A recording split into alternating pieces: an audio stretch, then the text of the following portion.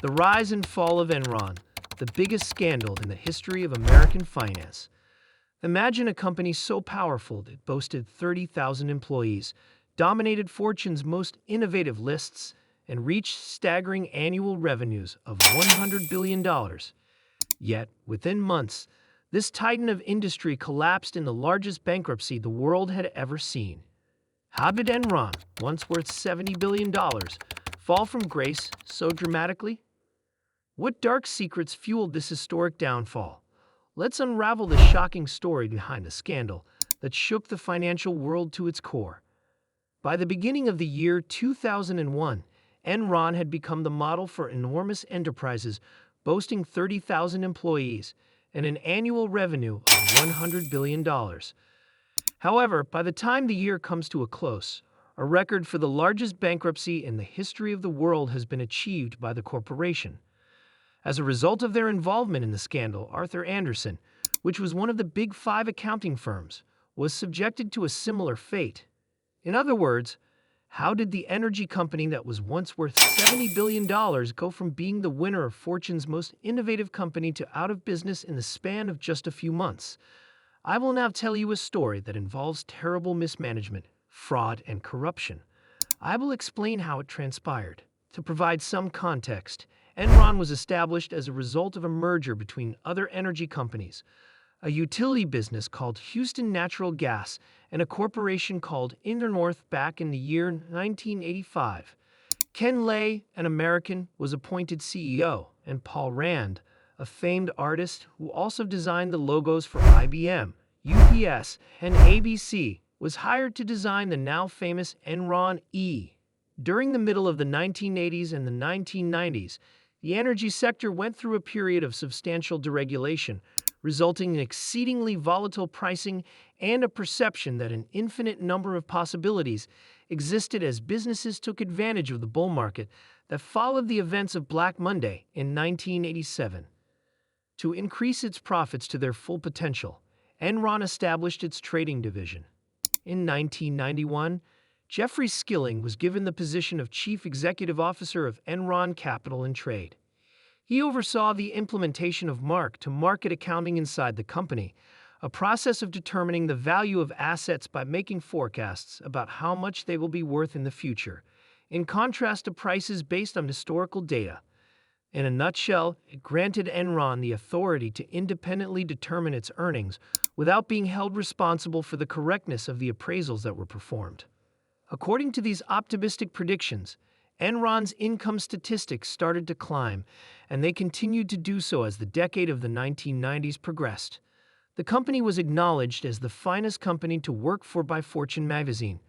By 2000, where the company's stock price reached an all-time high of $90 per share, its directors presented their forecasts for even more earnings in the not-too-distant future for the company.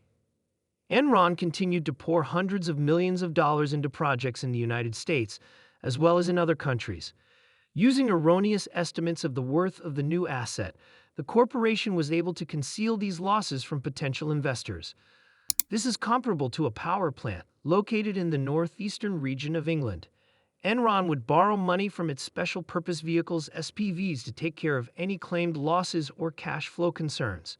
Special purpose entities subsidiaries of the corporation capitalized with Enron shares rendered it impossible for lenders to get their money back if the energy firm was having financial difficulties. The collapse of the dot-com boom in 2000 had a significant impact on Enron's assets because they had now expanded their operations into new fields, such as high-speed internet networks and video on demand. Investors were becoming wary and skeptical of the situation and were growing more cautious of the sophisticated business model of the company. By the beginning of 2001, the financial accounts of Enron were being scrutinized thoroughly by several individuals. As of February, Lay resigned from his position as CEO, and Skilling was appointed to take over. In the 6 months that followed, the stock price of Enron dropped by almost half, reaching $40. Despite the considerable rumors and speculation over the company's accounting procedures, in August of 2001, Skilling resigned from his new post, and Lay returned to his previous role. Several analysts were lowering their ratings for Enron's stock, It was then that Lay started selling his shares in the company, which were worth millions of dollars. In November, the firm disclosed that it had intentionally exaggerated its profits by $591 million between 1997 and 2000, while simultaneously employing more than 20,000 people. A change in administrator resulted in the 401 pension plans being locked for 30 days. Although a merger with Dynegy, a close competitor, was agreed upon, it was ultimately scrapped. Concerns were raised over the fact that Enron's off-balance sheet debt demonstrated a continued lack of transparency. Furthermore, on the 30th of November, the stock price of the corporation reached an all-time low. The price of a share had dropped from $80 in February to just 26 cents. On December 2nd, 2 days after that, Enron submitted a petition for protection under the bankruptcy laws. A little over a year had passed since it climbed to the 7th spot on a list of the largest corporations in the United States. Thousands of workers were laid off, forcing them to give up their employment and their money. Shareholders eventually filed lawsuits against financial institutions such as J.P. Morgan Chase and Citigroup for engaging in transactions through Enron, ultimately obtaining $7.2 billion, which was distributed among the 1.5 million victims of the scandal. A total of 39 counts of criminal activity were brought against Lay and Skilling. In January 2006, they were accused of engaging in fraud and conspiracy, to which they pleaded not guilty. While Lay passed away due to a heart attack before the hearing, Skilling was found guilty and sentenced to 24 years. Auditors working for Enron were not exempt from legal consequences. Arthur Andersen, in addition to being one of the 5 largest accounting companies in the world, had their reputation tarnished as a result of their participation in fraudulent activity.